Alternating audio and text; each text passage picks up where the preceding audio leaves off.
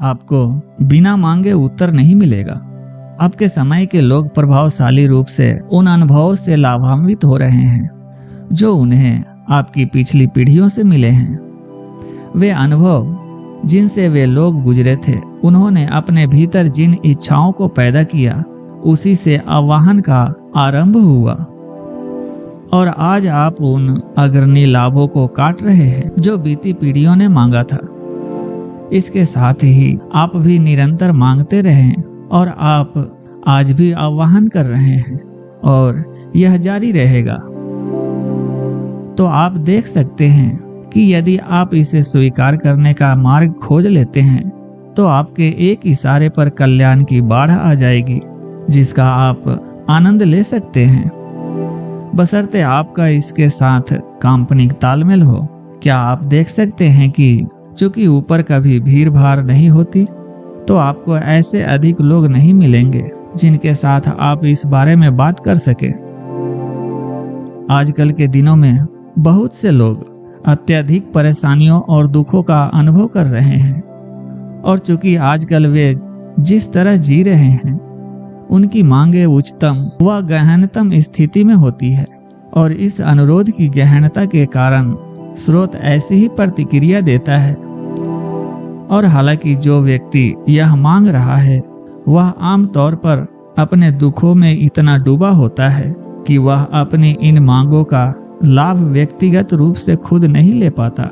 भावी पीढ़ियां, बल्कि तत्कालीन पीढ़ियां जो फिलहाल अस्वीकार कर रही है, उन्हें इस मांग से लाभ प्राप्त होता है।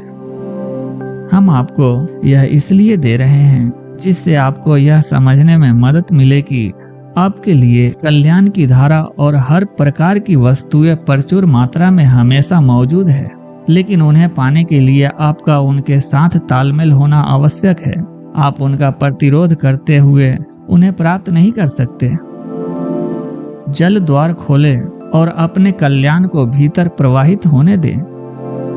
अपने आप को आप अभी जहां हैं वहीं कल्याण की धारा का लाभ ले सकते हैं। कल्पना करने का प्रयास करें कि आप इस शक्तिशाली धारा प्रवाह का आनंद ले रहे हैं। प्रयास करें कि आप स्वयं को इस अनंत धारा के अग्रणी लाभार्थी होना महसूस कर रहे हैं, और मुस्कुराएं और यह मानने का प्रयास करें कि आप इसकी पात्रता रखते हैं। कल्याण की शक्तिशाली धारा के प्रति अपनी पात्रता की क्षमता को महसूस करना निश्चित रूप से इस पर निर्भर करता है कि फिलहाल आपके जीवन में क्या चल रहा है।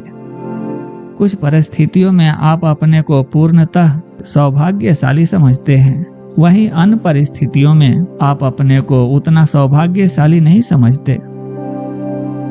और हमारी इच्छा है कि इस वीडियो को देखने के बाद आप यह समझ जाए कि आप किस हद तक अपने आप को सौभाग्यशाली तथा अच्छी चीजों का आपकी ओर प्रवाहित होना महसूस कर सकते हैं। और ये आपकी स्वीकार्यता की स्थिति की स्वीकार्यता का सूचक है। और जब आप अच्छी चीजों का अपनी ओर प्रवाहित होना महसूस ना करें, तो यह आपके प्रतिरोध के स्तर का सूचक है। और हमारी इच्छा है कि जब आप इस वीडियो को सुनना जारी रखेंगे तो ऐसी क्षमता महसूस करेंगे कि आपको ऐसा विचार करने की किसी भी आदत को छोड़ने की क्षमता महसूस होगी जिसका परिणाम इस धारा को अस्वीकार करना हो। हम आपको समझाना चाहते हैं कि यदि अपने भौतिक प्रारूप में आपने ऐसे प्रतिरोध विचारों को नहीं चुना जिनका आपकी कल्याण के धारा के साथ तालमेल नहीं है, आप अभी से उस धारा के पूर्ण प्राप्त करता होंगे, क्योंकि आप वस्तुतः उसी का विस्तार हैं। आप जैसा महसूस करते हैं इस बात के लिए जिम्मेदार हैं कि आप अपने कल्याण के विरासत को प्रवेश करने देते हैं या नहीं। और जहां कमोवेश आपके आसपास वाले इस धारा को स्वीकार करने या न करने को प्रभावित करते हैं, आखिर में यह आप पर ही निर्भर होता है। आप जल द्वार को खोलकर अपने कल्याण को प्रवेश करने दे, या आप ऐसे विचारों को चुन सकते हैं जो आपको उससे दूर कर सकता है, जो आपका अपना है। लेकिन आप चाहे ऐसे स्वीकार करें या प्रतिरोध करें, यह धारा निरंतर आपकी ओर प्रवाहित हो रही है।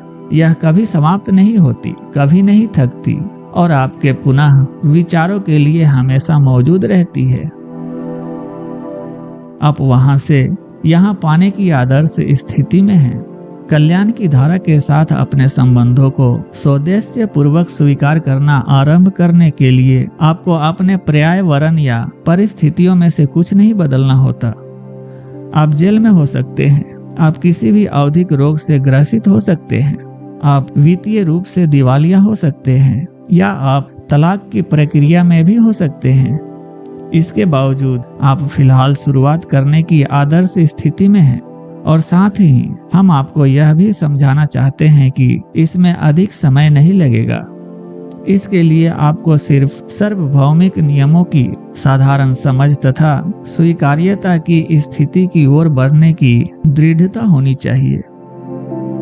मान लीजिए अपने वाहन को एक जगह से दूसरी जगह ले जाते समय आपको इसके आरंभिक स्थल के साथ ही जहां आपको पहुंचना है उस स्थान की भी जानकारी होती है। आप स्वीकार करते हैं कि आप वहां क्षण भर में नहीं पहुंच सकते। आप स्वीकार करते हैं आपको उतनी दूरी की यात्रा करनी होगी और इतने समय के भीतर आप अपने गंतव्य तक पहुंच जाएंगे। भले ही आपको वहां पहुंचने की बेचैनी हो या आप यात्रा से थक जाएं, लेकिन आप इस हद तक निराश नहीं होते कि बीच में से मुड़कर वापस अपने शुरुआती स्थल पर पहुंच जाएं। आप अपने शुरुआती बिंदु से मध्य मार्ग तक जाते लौटते रहते हुए अंततः इस अंतहीन यात्रा से हार नहीं मान सकते। आप अपनी यात्रा पूरी न कर पाने की अक्षमता की घोषणा नहीं करते।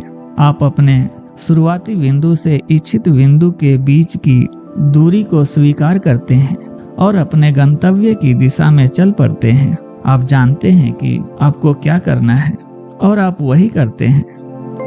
और हम आपको यह समझाना चाहते हैं कि हर मामले में आप जहां हैं वहां से जहां जाना चाहते हैं वहां तक की यात्रा को इतनी ही आसानी से समझा जा सकता है। ओम नमः शिवाय। जय श्री राम।